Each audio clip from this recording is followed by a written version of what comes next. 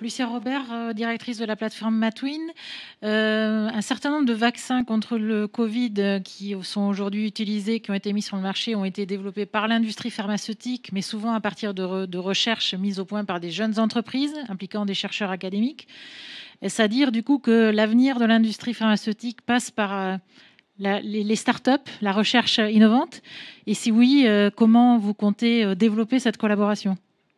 Mais oui, c'est une évidence. C'est pour ça qu'on ne peut pas opposer, comme on l'entend souvent, hein, malheureusement, recherche publique, recherche privée, fonds publics, fonds privés. Tout ça n'a aucun sens.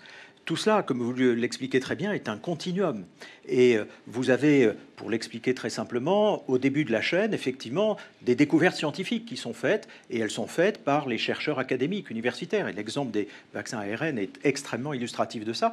Et puis après, il faut inventer la technologie qui va permettre de passer de la découverte au concept d'un médicament. Et là, vous l'avez dit, ce sont souvent des start-up, c'est-à-dire des toutes petites entités extrêmement labiles, extrêmement inventives, créatives, qui vont avoir beaucoup de mal d'ailleurs, hein, parce qu'elles passent leur vie, on le sait tous, à chercher des fonds, parce que tout ça coûte très cher. Et souvent, elles n'ont pas la capacité financière de passer ensuite à l'autre phase, qui est la plus coûteuse. 80% des coûts de R&D sont liés au développement, qui est la réalisation des essais cliniques. Et là, elles ont besoin des gros laboratoires pharmaceutiques qui vont avoir la capacité de financement de ces essais cliniques. Et vous voyez, tout ça est un continuum.